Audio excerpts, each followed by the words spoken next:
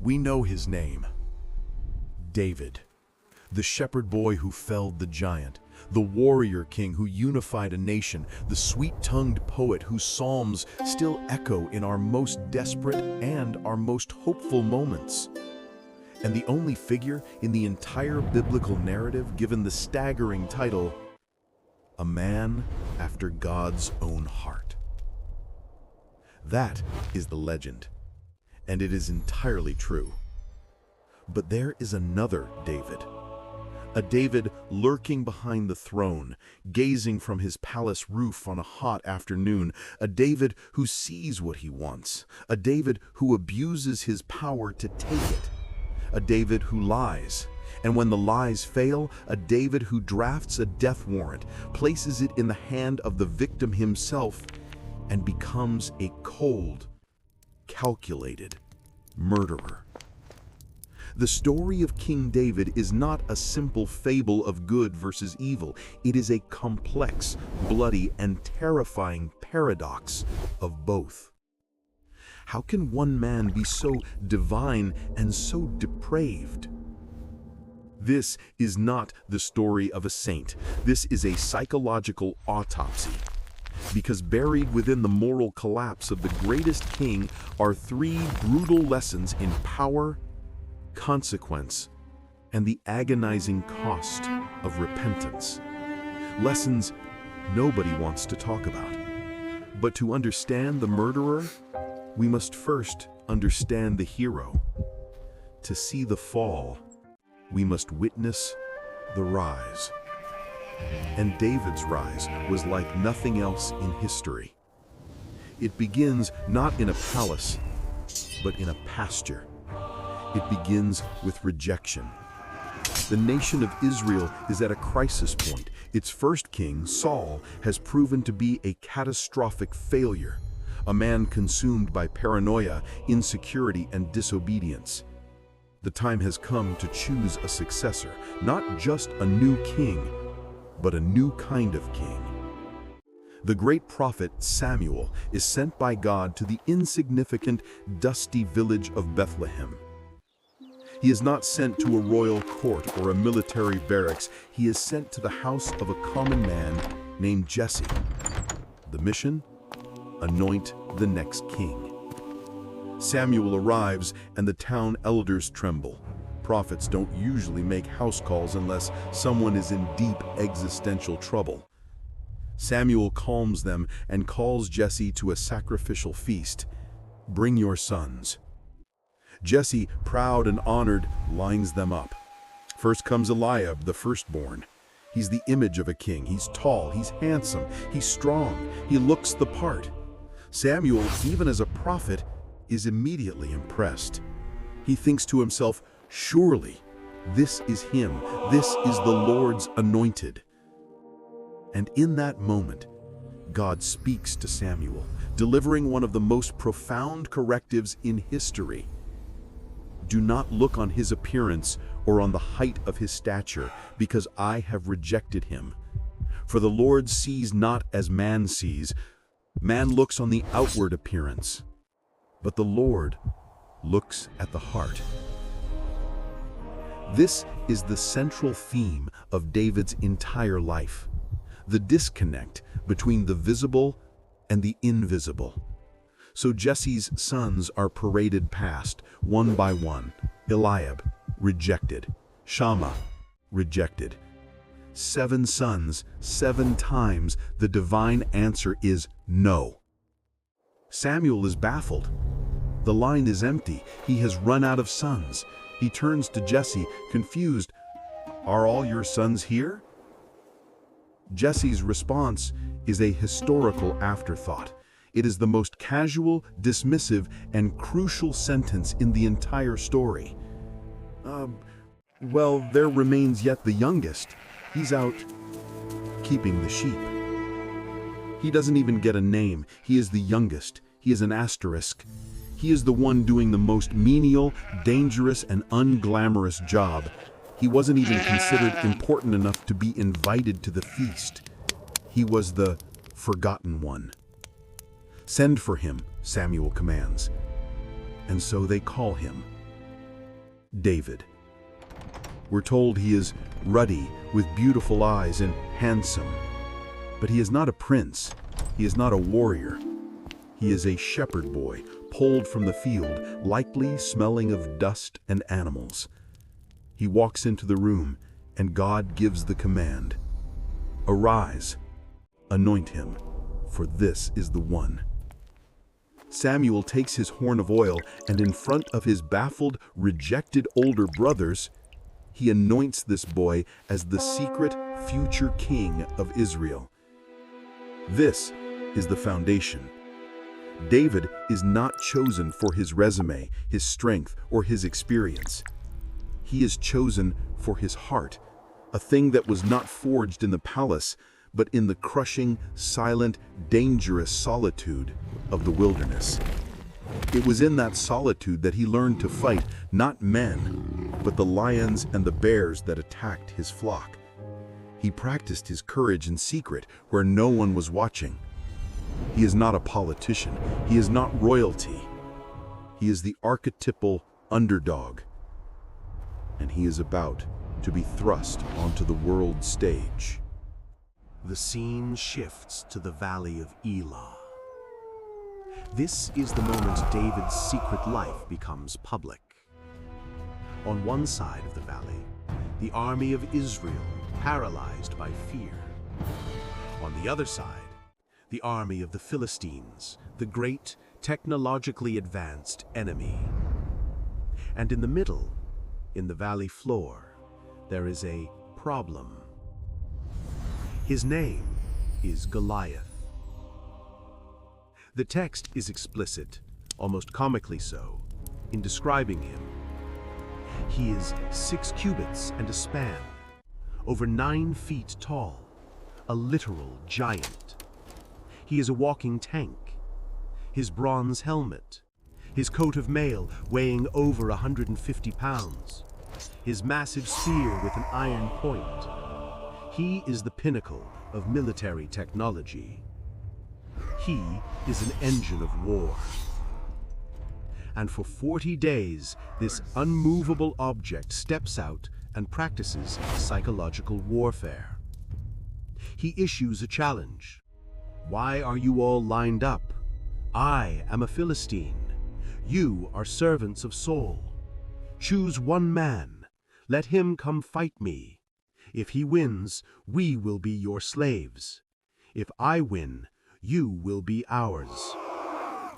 It is a winner-take-all challenge. And for 40 days, the entire army of Israel, including its tall, kingly, but cowardly King Saul, is dismayed and greatly afraid. They are in a state of collective terror. Into this frozen, terrified camp walks David. He's not there as a warrior. He's there as a delivery boy, sent by his father Jesse to bring snacks, some roasted grain and cheese to his older brothers at the front.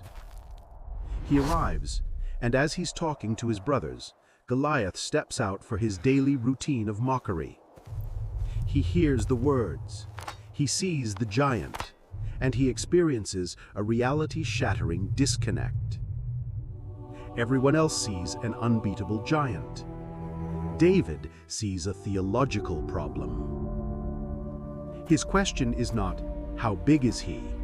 His question is, who is this uncircumcised Philistine that he should defy the armies of the living God? David doesn't see a military problem. He sees an insult. He is outraged not at the man, but at the blasphemy. His brothers, the same ones who were rejected by Samuel, are furious at him for his arrogance. Why did you come down here with those few sheep in the wilderness? I know your presumption and the evil of your heart. You just came down to watch the battle. But his words reach King Saul. Desperate for any solution, Saul summons the boy. He looks at David, this teenager, and says, "You can't. You are just a youth. He is a man of war from his youth." And David, in this moment, gives the most important resume of his life. He doesn't talk about his potential, he talks about his experience. Your servant, he says, was keeping his father's sheep. When a lion or a bear came and took a lamb from the flock, I went after it, and I struck it, and I delivered the lamb from its mouth. If it turned on me, I seized it by its beard and struck it and killed it. Your servant has struck down both the lion and the bear, and this uncircumcised Philistine shall be like one of them, seeing he has defied the armies of the living God. David is talking about asymmetric warfare. He is explaining that he has been trained in secret for this very moment. Saul, having no other options, says, "Go," and "Take my armor." This is the great temptation. They try to turn the shepherd into a conventional soldier. They strap Saul's own royal armor onto David, the bronze helmet, the coat of mail, the sword, and attempt to make him fit the very system that had already failed for 40 days. David tries to walk. He can't. It's too big, too heavy, too foreign. "I cannot go in these, for I have not tested them," he says. This is the moment of his genius. He refuses to fight as a king. He will fight as a shepherd. He takes off the ill-fitting armor of another man, and instead he takes up his own. A staff, a sling, and 5 smooth stones from a brook. Goliath sees him coming, this boy with a stick, and he is insulted. "Am I a dog that you come to me with sticks?" David's reply is a war cry of faith. "You come to me with a sword and with a spear and with a javelin. But I come to you in the name of the Lord of hosts, the God of the armies of Israel, whom you have defied. This day the Lord will deliver you into my hand." Goliath moves, David runs towards him. Before the giant can even lower his massive spear, David has a stone in the sling. He whirls it, he releases it. One stone, thrown with the lethal speed and precision of a shepherd who had practiced on lions. It is aimed at the one tiny, vulnerable spot a fully armored soldier has: the open forehead. The stone sinks into the giant's brow, and the war machine collapses, face down, in the dirt. David won.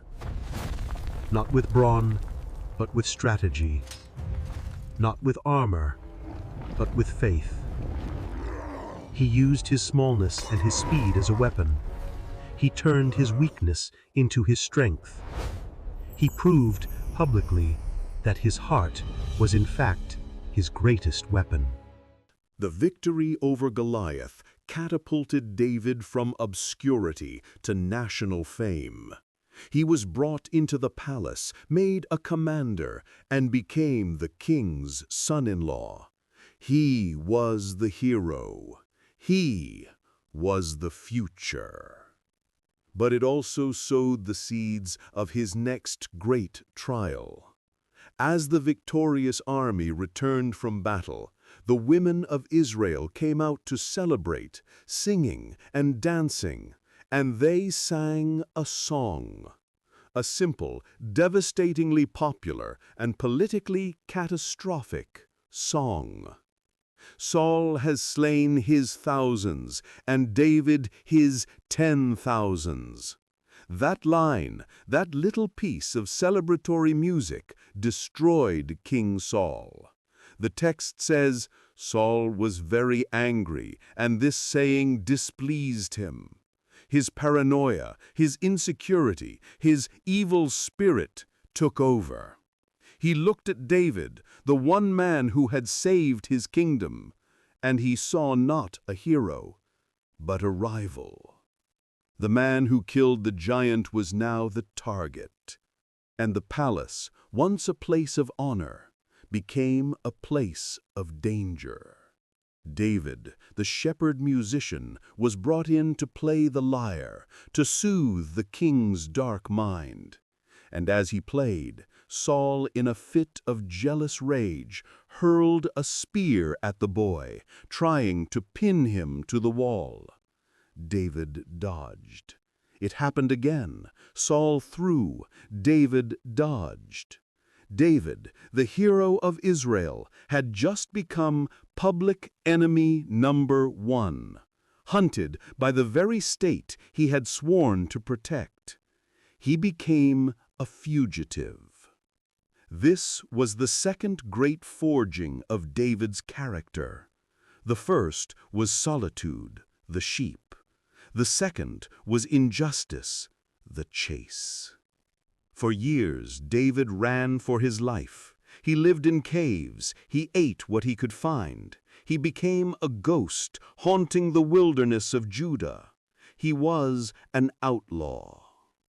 And in this time, hunted and betrayed, David proved his character in the most astonishing way.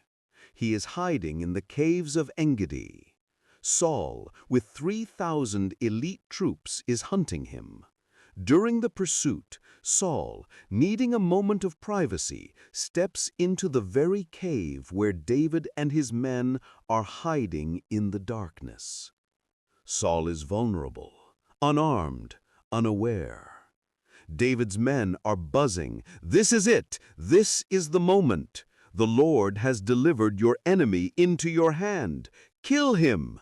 It's self-defense. It's justified. It's destiny." And David creeps forward in the dark. His men hold their breath. The kingdom is one knife thrust away. And David cuts off a corner of Saul's robe. Just a piece of fabric. He returns to his men, and the text says his heart struck him for doing even that. He is overcome with guilt for this minor act of disrespect.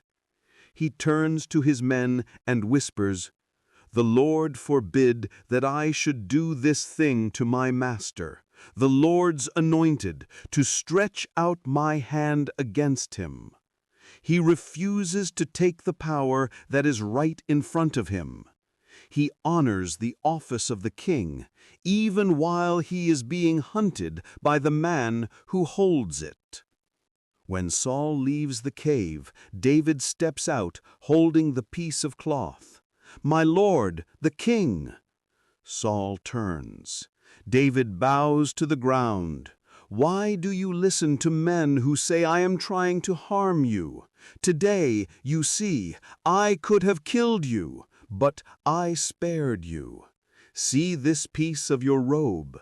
There is neither evil nor rebellion in my hand. I have not sinned against you, though you hunt my life." In that moment, Saul breaks. He weeps. "Is this your voice, my son David? You are more righteous than I. You have rewarded me with good, while I have rewarded you with evil."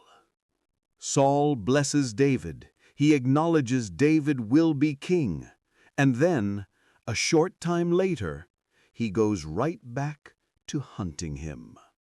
The test in the cave was not an isolated incident. The patience of David was forged again and again. There is a second chance. David and his lieutenant, Abishai, sneak into Saul's main camp at night. The entire army is asleep. They find Saul himself in a deep sleep, his royal spear stuck in the ground right by his head. Abishai, the pragmatic warrior, sees a solution. "God has delivered him into your hand. Please, let me strike him just once. I will not need a second strike."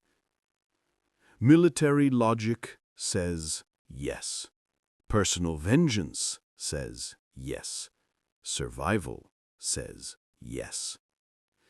David says no. Who can stretch out his hand against the Lord's anointed and be guiltless? As the Lord lives, the Lord will strike him, or his day will come to die, or he will go down into battle and perish. David's logic is profound. He is saying, his end will come, but it will not come from my hand. I will not be the usurper. Instead, he takes Saul's spear and his personal water jug, proof that he was there, and they climb to the opposite hill. He shouts to Saul's guards, mocking them for failing to protect their king.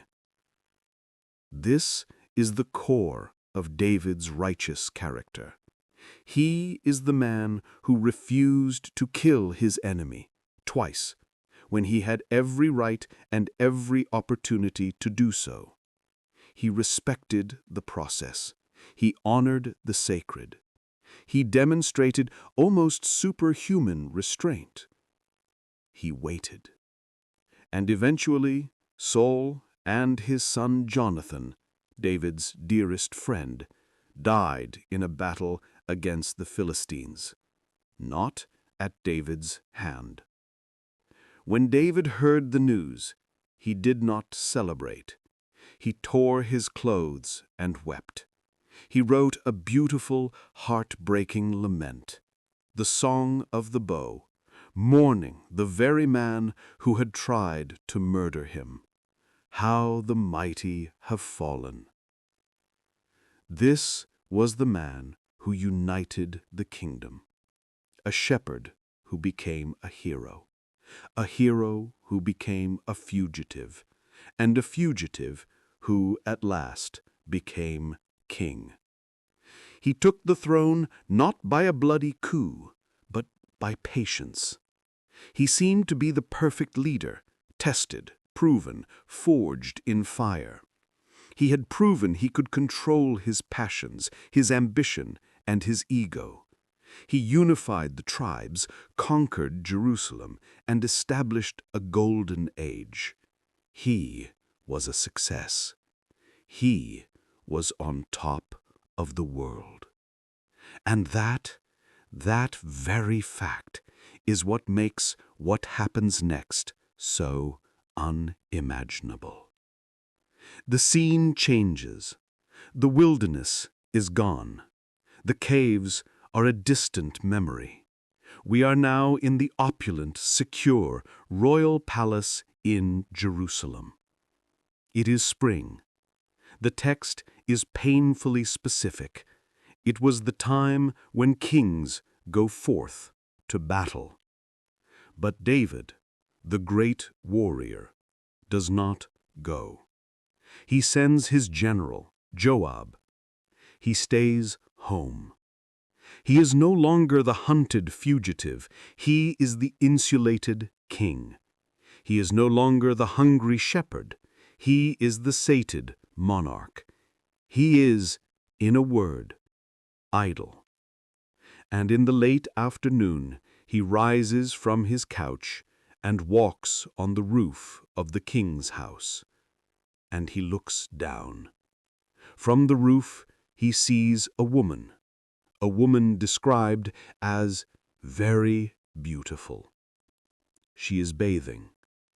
The shepherd boy who was overlooked, the fugitive who lived in caves, the man who had nothing, that man is gone. In his place is a king who has everything. And in this moment, he sees one more thing he wants. He inquires, "Who is she?" The answer comes back. This is Bathsheba, the wife of Uriah the Hittite. This is the stop sign. This is the moment where the story could and should end. She is not anonymous. She is the wife of one of his own men. Uriah is not just a soldier, he is one of the mighty men of David's elite honor guard, a man of profound loyalty, currently at the front lines in Rabbah, fighting the king's war. David, the man who respected the sanctity of his enemy, Saul, now hears this, and he ignores it. This is not a love story. This is a story about power. This is lesson 1. Power is not a license, it is a test. He sends for her. He takes her. She, the wife of one of his most loyal soldiers, has no agency. She cannot say no to the king. David, the man who passed every test of integrity in the wilderness, has just failed his first major test in the palace. He has mistaken authority for authorization. He believes the power he holds is for him. The act is done. She returns to her house. There is a cold efficiency to it. He has run the stop sign, and he thinks he has gotten away with it. The cold, efficient, private sin does not stay private. A message arrives at the palace. It is from Bathsheba, and it is 3 words: I am pregnant. This is the second stop sign. This is the moment of crisis, the moment for confession, the moment to fall on his face as he once did as a shepherd and repent. He does not. Instead, the sin of passion gives way to a new, colder, more terrifying sin, the sin of calculation. The strategic mind that defeated Goliath, the mind that outmaneuvered Saul, now clicks into a new, darker objective: damage control. He will not confess. He will conceal. His plan is clever. It is the wisdom of a corrupt politician, not a righteous king. He summons Uriah the Hittite from the front lines. The pretext is a battle report. Uriah arrives, covered in the dust of the campaign. He stands before his king, the picture of loyalty. David puts on the charade. How is Joab? How are the soldiers? How is the war going? Uriah gives his report. Then David delivers the veiled, cynical command: go down to your house and wash your feet. It's a casual, kingly blessing, a simple, hidden order. Go sleep with your wife. Go home, and the child I have conceived will become, in the eyes of the world, your own. David even sends a royal portion of food to the man's house to complete the illusion. The plan is perfect. It is clean. But David the king has forgotten what it means to be Uriah the soldier. He has forgotten what he used to be like. The next morning, David is told that Uriah did not go to his house. He slept on the steps of the palace with the rest of the king's servants. David is baffled. He calls Uriah in. You've just come from a long journey. Why did you not go home? And Uriah, in his profound innocence, delivers one of the most devastating unintentional rebukes in all of literature. He says, the ark and Israel and Judah are dwelling in tents, and my commander Joab and the servants of my Lord are encamped in the open field. Shall I then go into my house to eat and drink and to lie with my wife? As you live, and as your soul lives, I will not do this thing. This is the mirror. Uriah's integrity has just held up a mirror to David's corruption. Uriah the Hittite, the foreigner, is more loyal to Israel's laws and Israel's God than Israel's king. He is shamed by the very loyalty he used to embody. And in this moment, Uriah's integrity has just signed his death warrant. The cover-up has failed. The calculating mind must now become a murderous one. David tries once more. He's desperate. He invites Uriah to the palace, eats with him, and gets him drunk. Surely now the man will stumble home to his wife's bed. But even drunk, Uriah's integrity holds. He again sleeps on the steps of the palace. The third stop sign has been run. David has no options. The man who refused to lift his hand against his sworn enemy Saul now picks up a pen to murder his loyal friend Uriah. David's transformation is now complete. The shepherd's heart is gone. The politician's heart is gone. All that is left is the cold, hard resolve of a tyrant. He writes a letter. It is not to Uriah, but about him. It is addressed to his general, Joab, a man who he knows is ruthless, pragmatic, and will follow a dark order. And in an act of almost demonic cruelty, he gives the sealed death warrant to Uriah himself to deliver. The loyal soldier, holding his own execution order, walks the long road back to the front lines. He delivers the letter to his commander. Joab opens it. The message is simple, chilling, efficient. Set Uriah in the forefront of the hottest battle, and then retreat from him, that he may be struck down and die. It is the perfect crime. Murder by proxy. War as a weapon of assassination. David has used the very systems of honor and military loyalty that he himself created to commit a cold-blooded killing. Joab, a man who understands power and plausible deniability, follows the order. He arranges an assault on the city wall where he knows the fighting will be fiercest. He sends Uriah's division in, and at the critical moment, he pulls the support troops back. Uriah and his men are left exposed. They are slaughtered. The news must now travel back to the king. Joab, the clever politician, coaches the messenger. When you tell the king what happened, he may get angry. He may say, "Why did you go so near the wall? Didn't you know they would shoot?" If he gets angry, then just add, "Your servant Uriah the Hittite is dead also." Joab knows. He knows this wasn't a military blunder. He knows this was an execution. The messenger returns to David and recounts the battle, just as Joab planned. David feigns tactical anger, and the messenger delivers the final line.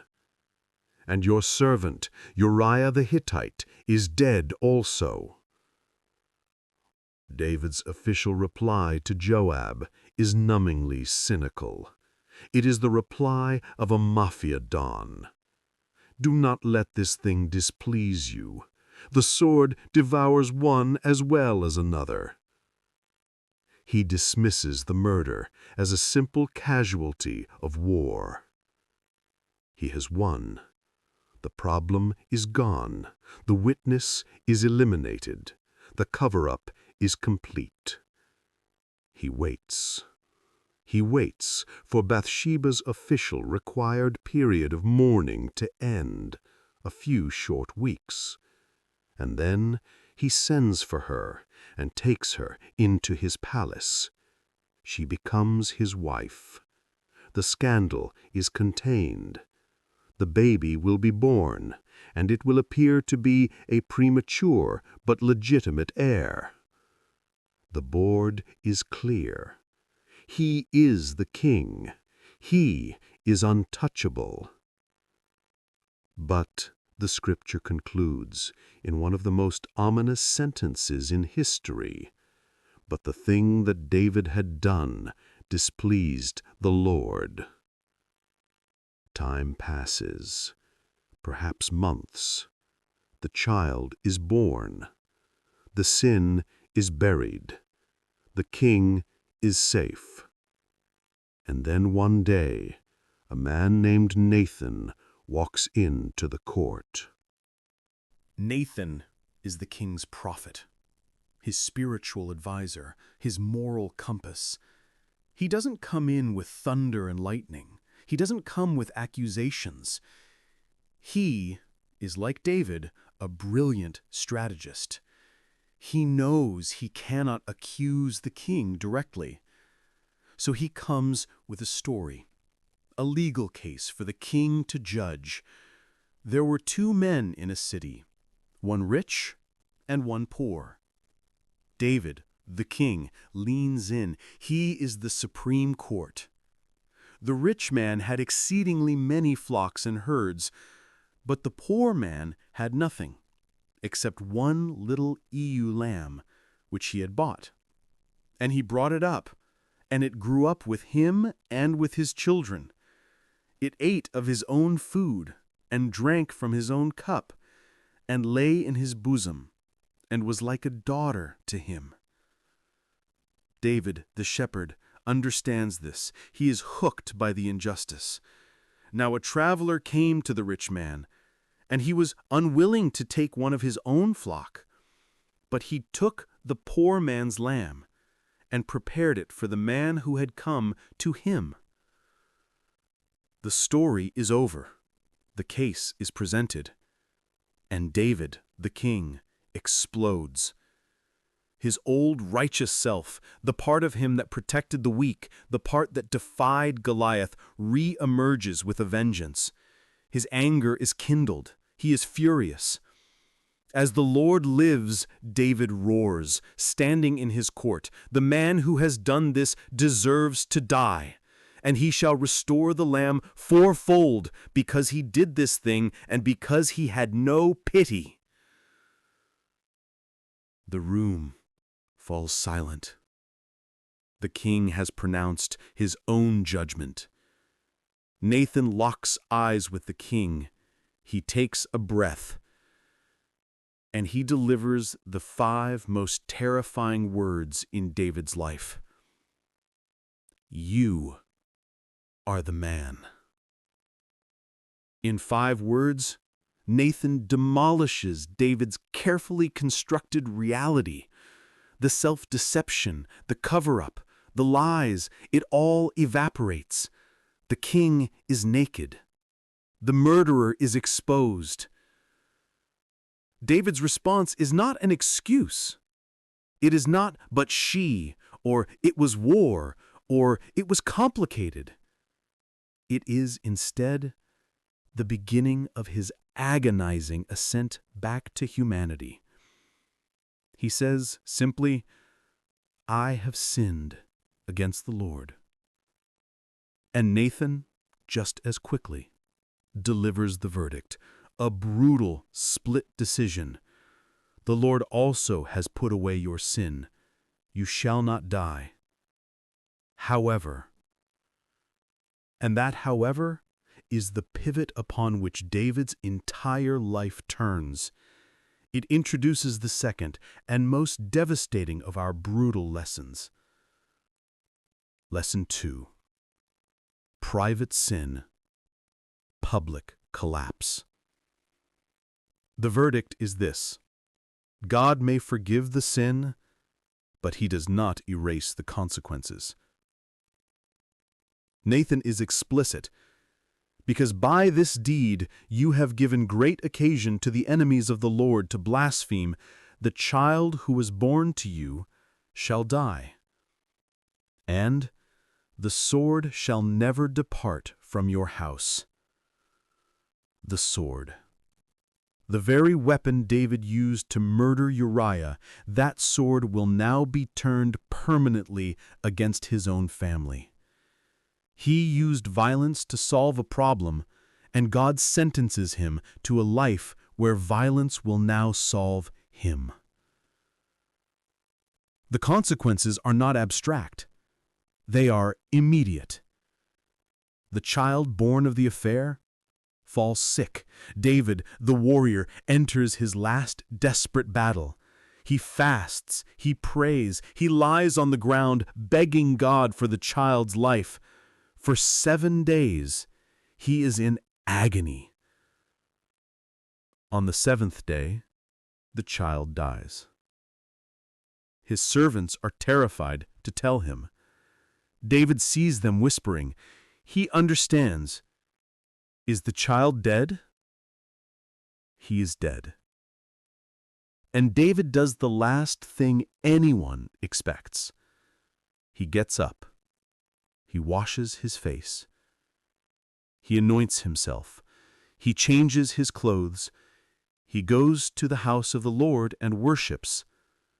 Then he returns to his palace and asks for food. This is not coldness. This is acceptance. It is the beginning of his life sentence. The price is being paid, and this is just the first installment. The sword that Nathan promised now arrives. It is not an external enemy. It is his own family. His sin, committed in private, becomes a public cancer that metastasizes within his own household. His moral authority is gone. First, his son Amnon. Amnon fixates on his beautiful half-sister, Tamar. He feigns illness, lures her to his room, and in a brutal echo of David's own abuse of power, he rapes her. And then the text says, the hatred with which he hated her was greater than the love with which he had loved her. He throws her out, a ruined woman. David hears of it, and he does nothing. He is angry, but he does nothing. How can he? The man who murdered for adultery, how can he now judge his own son for rape? His power is gone. David's paralysis, his inability to enact justice in his own home, creates a vacuum. And his son, Absalom, Tamar's full brother, steps into it. Absalom sees his father's weakness. He waits. He hates. For 2 full years he nurses his rage. Then he invites all the king's sons to a feast. He gets Amnon drunk, and at his command his servants cut Amnon down and kill him. Murder for rape. The sword is swinging. Absalom flees. David, the father, is shattered.